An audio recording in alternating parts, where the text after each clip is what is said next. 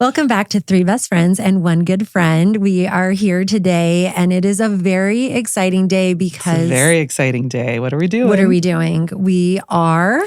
interviewing Miss Kelly Stone. Me. Yay. Yay. And I love talking about myself, so this is perfect for me. I know. At least you said it, not me. I'm like, I know.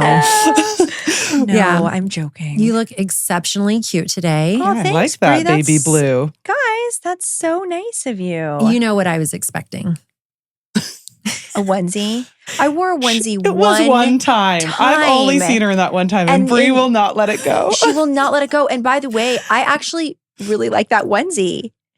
I saw a really funny Instagram about a guy like, what happened to sundresses? Girls, like, wear the sundresses. Why are all of you women running around looking like high school wrestlers? It's so true. Just so our good friends know that are listening, is that on Mondays, Kelly is very casual because that's usually like it's my site visit day. Construction site visit day. Mm-hmm. So I've seen a onesie and I've seen some biker shorts that you don't even know are there.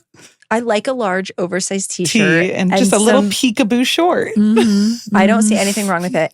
But thank you for that. I guess I have some pictures I can put up on the gram. Yeah, you're going to have to check out the gram. And if you are listening to this, you can also watch it on YouTube, same name at Three Best Friends Pod, because we actually spend a lot of time overlaying pictures and videos to match every single thing that we're saying. We just feel like the visuals are really go along well with our stories. Yeah. But we are here today to interview Kelly. She has created and grown this amazing interior design company and firm. Okay. Firm. I think it's interior just per business. Design firm. Correct. Kelly Stone Interiors. Correct. So we have a lot of questions that I want to know and our good friends want to know. Let's jump in. Let's dive in. I feel like this is one of those careers where like the little girl growing up through like middle school is like, I want to be an interior designer. Like it's just one of those careers. It's like, sounds so cool, but it's like, how does one do that? Right? I think it sounds fun. And what we're going to find out is that it is fun, but people always see the fun side. Always. They don't see the work, the back end of everything that goes into it, the management of both clients and employees. And so I am just, to start off, I've known you since the beginning, and I'm just so curious. Since birth. She knew me in the womb. I have known you since the birth of Kelly Design. Yes, since the birth of firm. Kelly Stone Interiors. It's just Kelly Stone Interiors. Yes, I've known you since the birth of Kelly Stone Interiors, but why don't you tell our good friends and also Brittany, how you got started, how you went from my Pilates instructor, which was just like a fun job to do while your kids were young, to I'm in my early 30s and you know what? I'm going to take that leap and we're going to start a whole new career. It's interesting, isn't it? I have always been a creative. Like number one, as a little kid, I was that kid redecorating my room and doing arts and crafts. And I've always been interested in it. And I kind of look back at my childhood and I'm like, why didn't my parents I'm kind of pissed that they didn't tell me sooner. Like, hey, you should be a designer. Like I had to figure this out for myself. And I'm like, that's so rude. But anyway, I started my career actually in special events. I don't know if you guys know that. I worked for Caesars Entertainment for I knew that. 8 years in special events. So it was somewhat of a creative job. I love working with people. I love, being in Vegas and having that exposure to like these mega events. And then when I got pregnant with my twins, I kind of knew I wanted something different. I had that life and that experience and I wanted to be home with my babies and I loved it, but quickly got bored. And so I taught Pilates. And how I got into interior design is an interesting story, and it happened very organically. We bought a new house, and I started a blog. Remember when blogging was really popular? What was your blog, Kelly? What was your blog name? It was called Decorating in Ripped Jeans. Yep, I remember. Wow. I know. Where is it today? It's still up. You can still go there. You guys and You your should- secret I hidden know, blogs. I don't. But blogging was a big thing. Yes, blogging was absolutely. really popular. It was like the Pinterest era and the blog era. And I started this blog. I was renovating and designing my own house. And the blog kind of took off. Okay. And people started reaching out to me and they were like, I want you to design my house. And I was Mhm. like, okay, like, no. I mean, no, I don't, no, that's not what I'm doing. No. And so many people were reaching out to me that my mom was like, you should probably consider this. Wow. And I was like, I have no idea where to start. I wouldn't even know what to do. And I think probably women in their 30s who are new moms with business ideas might feel the same way. Yeah. So my neighbor at the time, Alex, shout out Alex, she came over to my house and she was like, she sat me down and looked at me in the eyes and was like, you have something here. You are really talented. She goes, and you have to do this. She goes, whatever this is that's stopping you, get over it. Mhm. And she goes, you're going to do my house. She goes, I'm going to pay you because I want you to know how serious I am about this. And you're doing this. And I was like, okay. And that all gives me like right. goosebumps. Like, shout Uh-huh. out Alex, girl Literally. Where's power. Alex Like, today? just She is a boss. Yes, She I love moved, that. She was they were from California. She lived here for probably 5 or 6 years, and then she got a big job Oh. back. She does PR marketing back Oh. in LA. Shout out. I think Alex. she's in the movie industry now. And she was my neighbor, and I owe a lot to her for having that kind of confidence in me. absolutely. But she literally, Yeah. she followed my blog. She came over to my house. She was my neighbor. She was like, wow, Yeah. we're doing this. And it really gave me the confidence boost. And it's like a real testament to like women empowering other Absolutely. women and Mm. saying, I see something in you. You're going to do this. And so that was my first kind of dive into helping somebody else. Yeah. And from there, it was the birth time of social media and Instagram. And I was using my blog and I was posting on social media and I started getting referrals. Even before that though, let me back up. After I helped Alex, I was like, maybe I'm going to do this. I started reaching out to people I knew, friends, and just saying, hey, I'm kind of thinking about this. Can I do your space for free? Mhm. I just need experience. I just need to learn what I'm doing. I'm not going to charge you anything, like not big projects, but your bedroom. You want me to redo your bedroom? Fine. And I didn't have like so much pride in the beginning where like I was like charging for this, even though my blog was doing really well. I was just like, let me get experience. Then people started referring me from those experiences. Yeah. And then I started charging like a little bit. Yeah. Just a little, just dipping my toe in. Okay, I'm spending time. Okay, I'm spending a little bit of money because I have to buy this software and that software. I'm taking online courses. I'm paying for certifications. Mhm. So I started like, all right, I'm going to charge a little bit. It grew and it snowballed and it snowballed. And I went from charging a little bit to a little bit more to mid-level to now what I'm doing and, handling these multi-million-dollar budgeted projects. And I have an office and a team and a warehouse. And it's kind of crazy to think about where I started, just me in my little home office.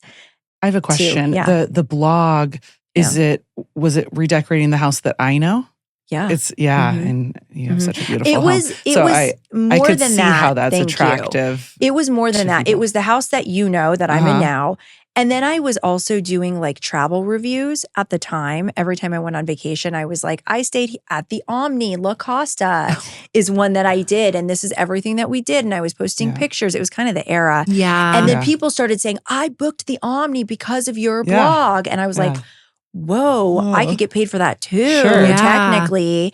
But my life just took a different turn with the design. And I think it just comes from being a naturally creative and ambitious person and having this level of creativity and like, frankly, need to constantly be updating and shopping and doing all these things. Like it's not sustainable for my own house. At some point I was done. So it fulfilled that need for other people. Yeah. And it carries. Like there's stuff that I want desperately that I cannot have everything. But if I can buy it for you client, and I can buy it for you client, then somehow it makes me feel like I got it. Does that make sense?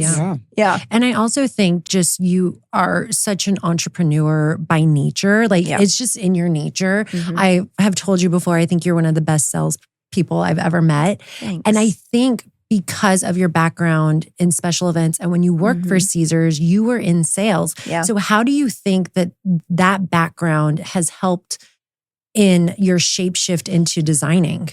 It's a good question. I mean, Thank you. a lot of being a designer is sales. Obviously, it takes like natural talent and ability and Confidence. and confidence. But I think the sales aspect is also confidence, and it's having confidence in what you're selling. Obviously, selling Caesar's Palace, that's easy to do. So I kind of honed my ability to sell a really good product into the ability to sell another really good product, and just having that natural belief in myself. Yeah. Even though at the beginning, you have a little bit of that imposter Mhm. syndrome. I think everybody can relate to that. And I had to remind myself, like, I am worth it. This is worth it. I have a service to give. I have talent to give. And just kind of pushing through and overcoming. And I would tell myself, like, you are brave enough to do this. And put yourself out there and put your face out there and your name out there and all of these things. And it's just major advice that I give to other women thinking about starting any business is like, you are worth it. You have the confidence to know and own it. And speaking of which, put your face out there, put your name out there. When you own your own business, if you decide to go down that route, you are selling yourself, because if you don't believe in what you do, nobody else is going to. So how does today, and I'm so interested in the beginning, you kind of touched on it. How does social media play such an important role in what you do today? Social's huge. And even from when I first started and social was kind of just starting out to now, obviously, as a designer, putting my designs out for the world to see is where I get business. It's a huge part of my business. It all comes from social media and referrals. And the social media part is a combination of showing my designs, but any talented interior designer can put their designs on social media.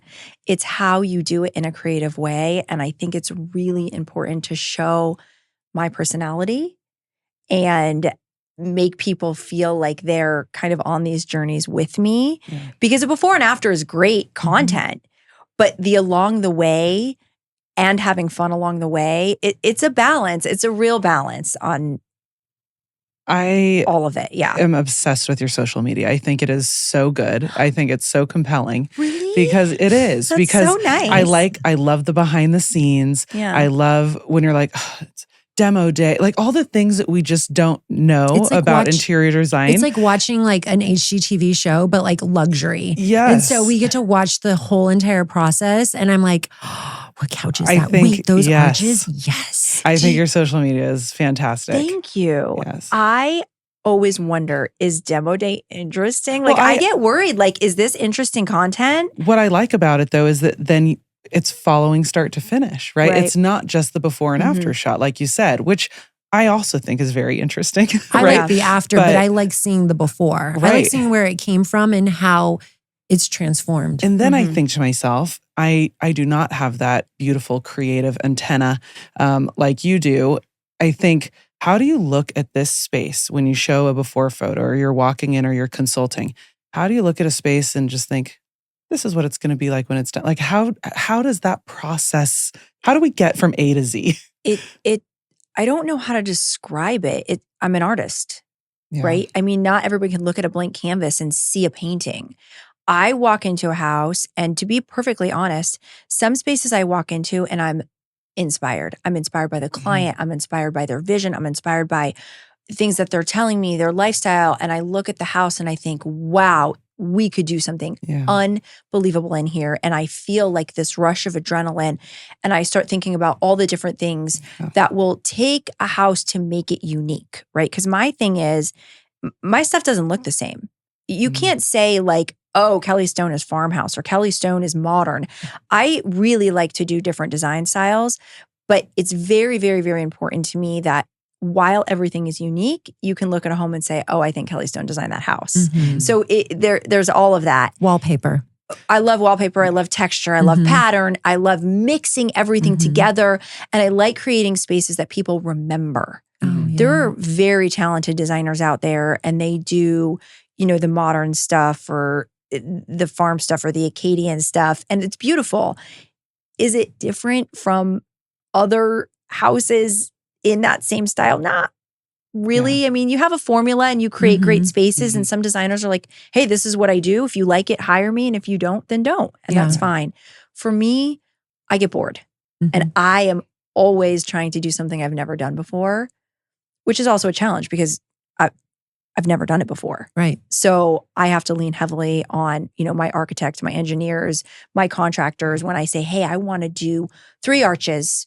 And sometimes they go, Kelly, you have no idea what it would take to put 3 arches here. And I go, okay, well, teach me. And then I know for the future. Yeah. But I'm saying like, I just did a house where we cased the windows in marble instead of wood casings. We did marble casings. Wow. And it was just something when I walked into the house and I saw and I thought, damn, that would look cool. And then it gets implemented. But on the flip side, sometimes I walk in the house and I'm not inspired. It's not a canvas that speaks to me. It's not a good fit. And I always like to ask clients, like, how did you hear about me? Have you seen my portfolio? Do you like what I do? Because designer-client chemistry is so important.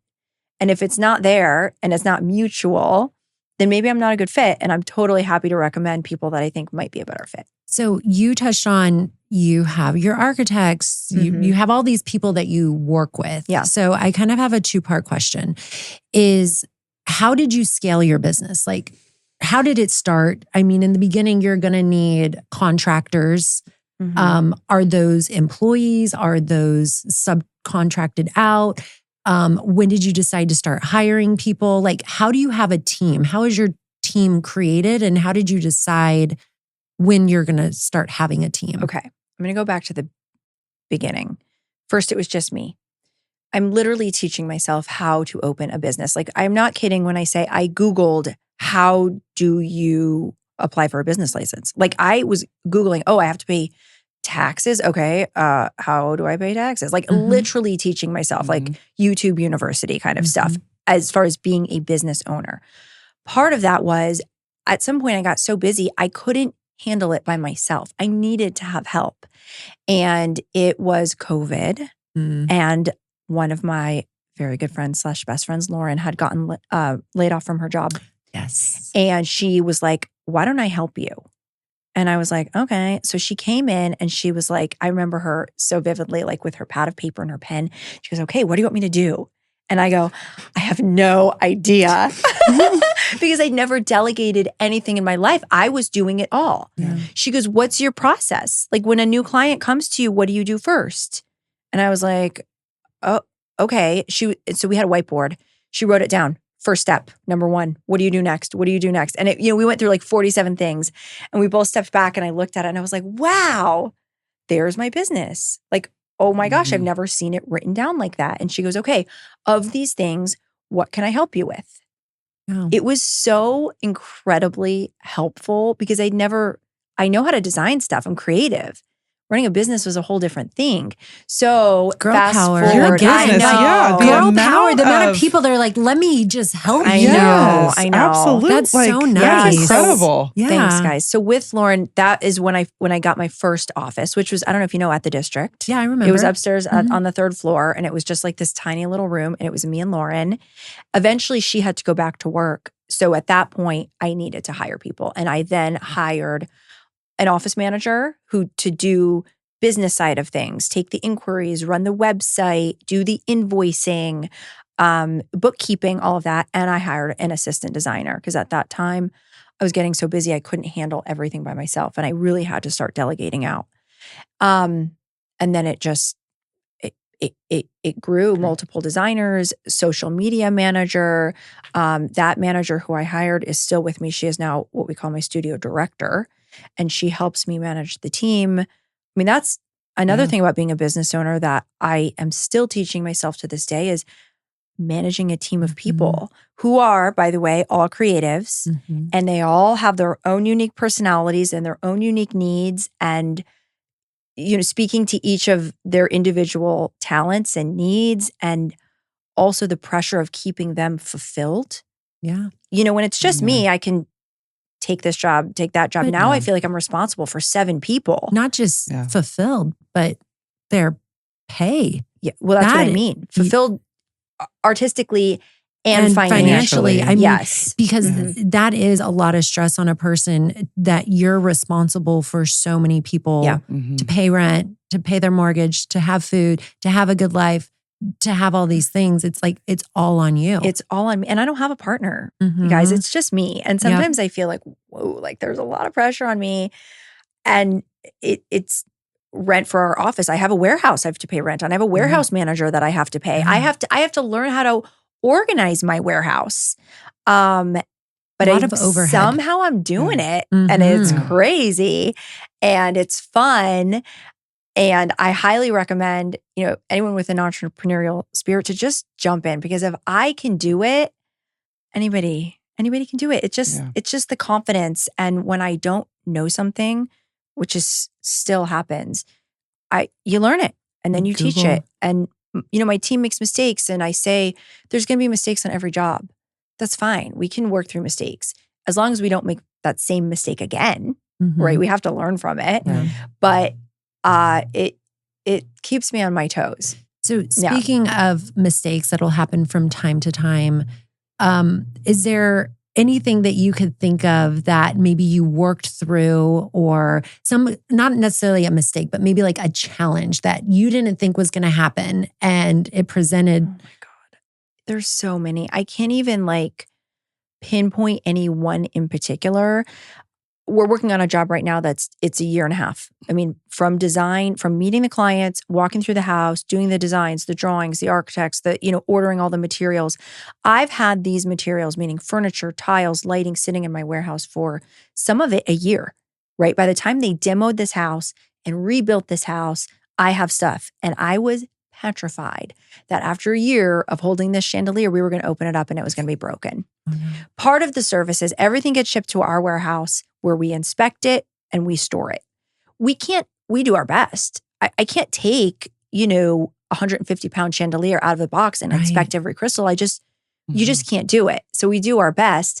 But I was so scared that we were going to start, it's time to install this stuff and it was going to be broken. Mhm. And I can't go back to my vendors and be like, I bought a chandelier a year ago and I need replacement parts. And maybe also Terrifying. our listeners don't understand that you have to buy a year in advance because it could be on back order. So then by the time you want to install it, it might not be in time. So you want to be ahead of it. It could be sold out. Yep. The price could go up significantly. And remember, for these very large projects, we're drawing everything to scale. So if I want to use this chandelier, that's what they've approved. That's what's in their drawings. I'm ordering all the materials.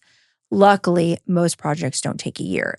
This one just happens to be very large, but they can take 5 months, 6 months. I mean, that's not unrealistic when you're doing an entire house. So the inventory, it's hard. Some stuff says it was delivered that wasn't delivered. Stuff gets lost in the mail. Something comes in, it's the wrong color. And it's checking in with my warehouse manager constantly and saying, hey, are you really, really inspecting these products? But that's a challenge that I go through every single day, and I eat stuff. I do. Sometimes I eat stuff and it's just built in, and I was so scared I was going to eat it on this project, and luckily it hasn't. Thank God. It's been good. Yeah. How many projects are you typically working on at one time? Usually 10 to 12 in various phases and states. So we might be just starting on a design of these 3. We're, design is finished. We're getting ready to demo these 3. We're in renovation, somewhere in the process on these 5, whatever it is. But it's a lot to juggle. You touched on it a little bit earlier, and I'm curious how you would define it. But if somebody was to ask, what is Kelly Stone Interior signature style? What is the kind of signature that makes you who you are as a designer? I mean, how would you describe it? It's hard to put that into a word. Yeah. The only word that comes to my mind is eclectic. And sometimes eclectic means like kitschy or, weird. That's not what I mean. Eclectic I take a lot of different styles and blend them together to create things that don't yet exist. Yeah. I tend to like color, pattern, texture.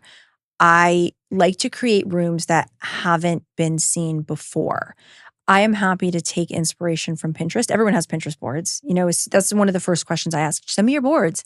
And that's just for me to get an idea of your personal aesthetic.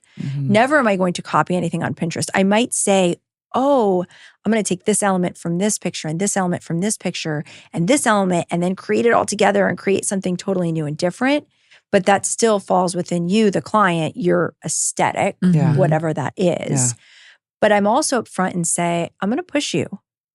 I really am, to consider things you probably wouldn't have considered without me. Yeah. Because otherwise, why am I here? Yeah, for sure. And that's it. If our good friends go to your Instagram, I mean, they'll see, there's so many projects that stand out in my head. Like lipstick wallpaper and like a pink marble slab and like the most unique, cool things. But the way you put it together is it's incredible. I mean, it's like this space that I don't even live there and I still have it living in my head, like I remember it. The lipstick wallpaper, for sure. I think about that all the time. It was like, I would never think of it, and it looks perfect. I think of my she shed. Oh, you guys, that client is so, by the way, I'm not going to say anyone's name on here, but she is one of my favorites. She's so fun. And the fact that I can pick a lipstick wallpaper and go and be like, we're doing this. And she's like, hell yeah. I'm like, you are my star, as a client. I love that. And I love clients who let me take risks. And sometimes they can't go as far as a lipstick wallpaper, but it'll be like tigers. Yeah. And I say, right? Okay, I know you're neutral girly and I know you don't want to take a bunch of risks, but in the powder room, it's a small space. Yeah. Everybody goes to the powder room. I think it's one of the most important rooms in your house. And it's your opportunity to take a risk. And let's put tigers in this bathroom. And okay. It's my favorite. I love it. I love it. Speaking of clients, and I don't know, you just said you're not going to name any names, but I'm two parts. I'm so curious on the biggest budget you've ever worked with. And I'm also interested if you can name or tell us about any high profile or celebrity clients that you've ever worked with. Yeah, I can. Sometimes I have to sign an NDA. Some people are really private, and obviously I'm not going to say those names, but some people are totally fine with me talking about them. Currently working with Max Crosby from the Raiders, and they're so great and so fun. And when I say carte blanche with creativity, meaning if you can dream it up, they trust me, and that's awesome. And I love that. And I can come to them and say, hey, this is my idea for this and this and this. And sometimes they're neutral and sometimes they're out of the box. And for them to just be like, take it and run with it is very fun. We just finished working with Steven Jackson, who's another football player. He played for the Rams for many years. One of the absolute nicest people I have ever met in my life, him and his wife both. Also the most gorgeous people. Like as a couple, we were like, wow, these are some beautiful people. And now they have a beautiful home to match. Working with Jack Flaherty, who currently plays for the Detroit Tigers, previously with the Dodgers. A lot of sports guys. A lot of athletes. A lot of athletes. A lot of athletes, yeah. It's unique. Jack is very masculine. And that's not normally something that I do design for. I mean, he's a bachelor. Yeah. He has so you're a very designing like a masculine bachelor style. pad? Yeah, How it's fun. very, it's cool and it's different for me. Yeah. He's also open, but particular in what he likes. And, it's super fun. How do they find you? Referrals. Yeah. Instagram, TikTok. I think right now with the athletes, it's the agents because the agents talk. And so when another athlete moves to town and they're looking for a designer, the agent will talk to other agents. And that's how I got a lot of business.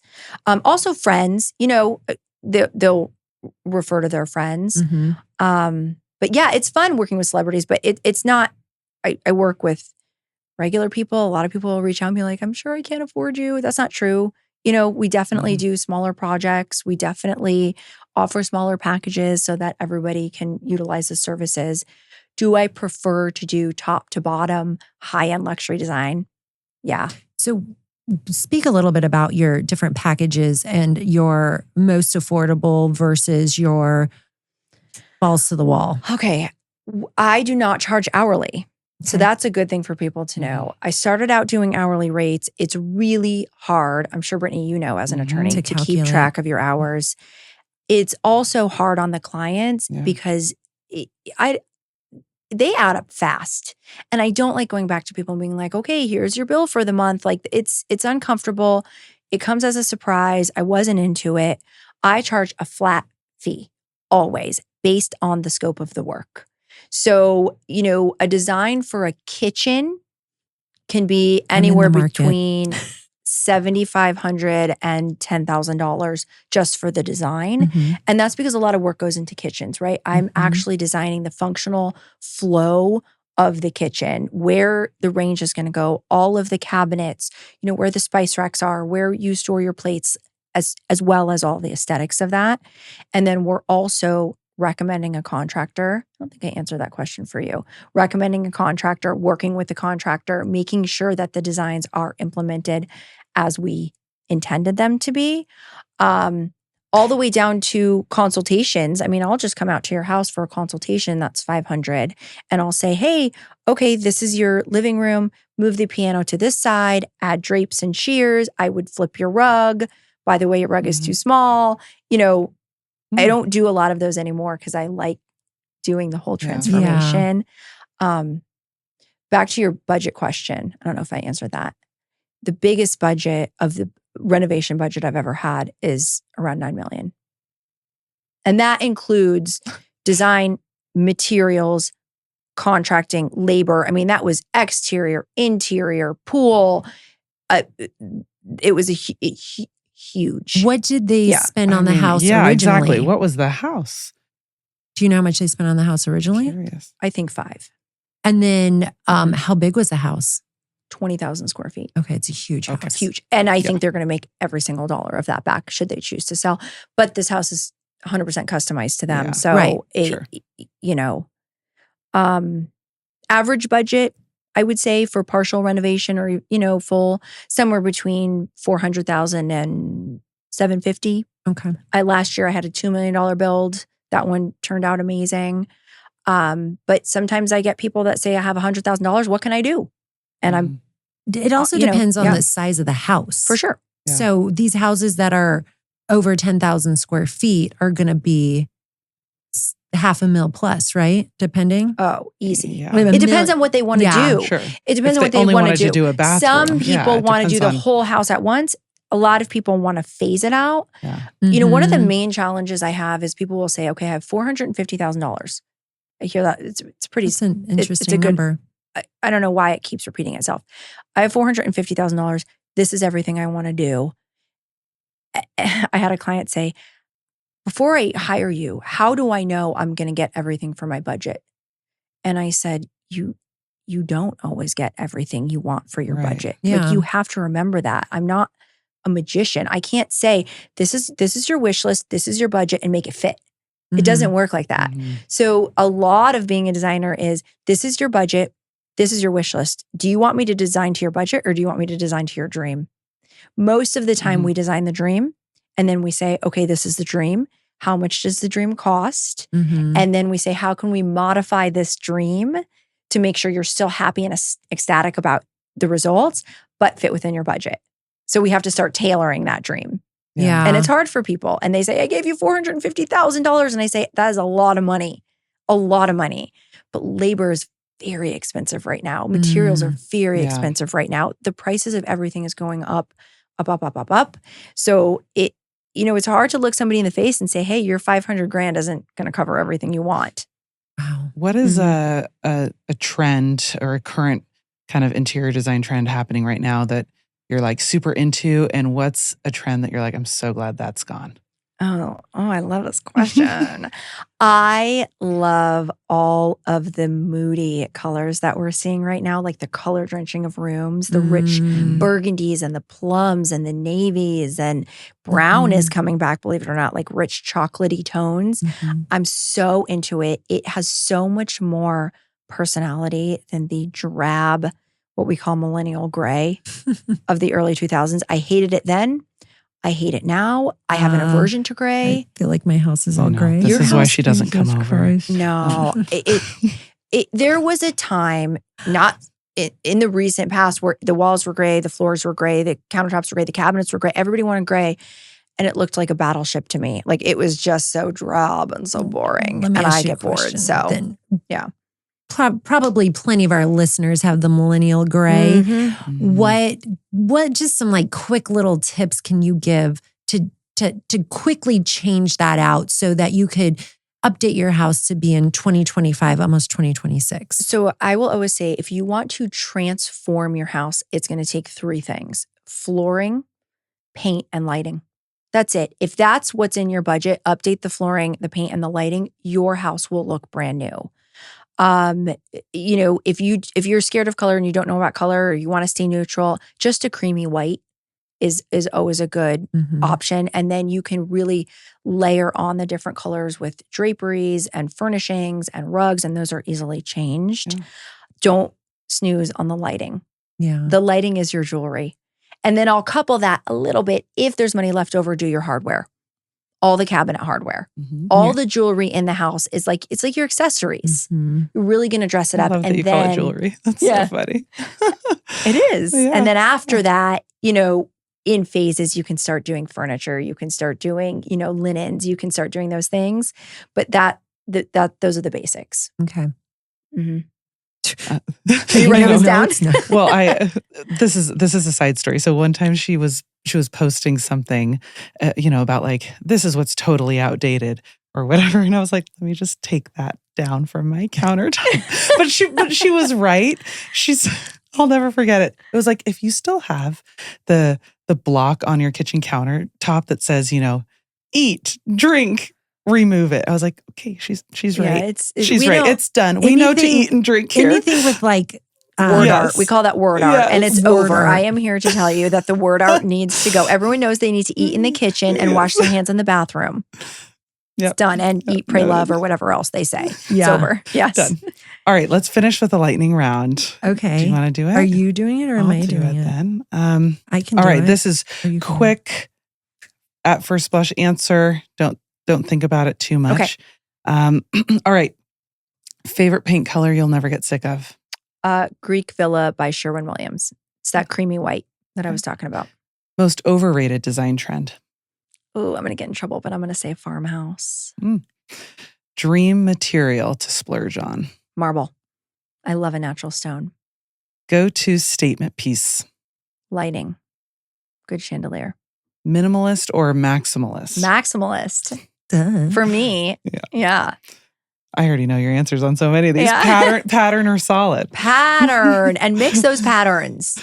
Neutral or bold color? Bold color. Open shelving? Thoughts? I like open shelving when it's styled correctly. Yes. Okay. Marble or quartz? Marble. Brass or chrome? Ooh. Can I say polished nickel? Hardwood or tile? Hardwood. Wallpaper or paint? Wallpaper. Although I'm loving plaster and lime wash right now. I've seen some of your lime wash recently. It's built-ins or freestanding furniture? It depends. I love a built-in. I also like freestanding furniture depending on how you use it. I think furniture can be interesting. So I'm going to say built-ins that are built to look like furniture, right? Unique feet, unique handles, just not your basic boxes. Okay. Dream client, living or dead? Whoa. Whoa. Oh my gosh. I maybe just think local for right now. Dream. Can I say Mark Wahlberg? Of course. Yeah. He lives here. He's here. He lives here. It's easy. Worst DIY trend you've seen? I'm not a DIY girly. I would never try to DIY anything. I don't know, like when people try to stencil their walls, it's a dangerous move. I don't know.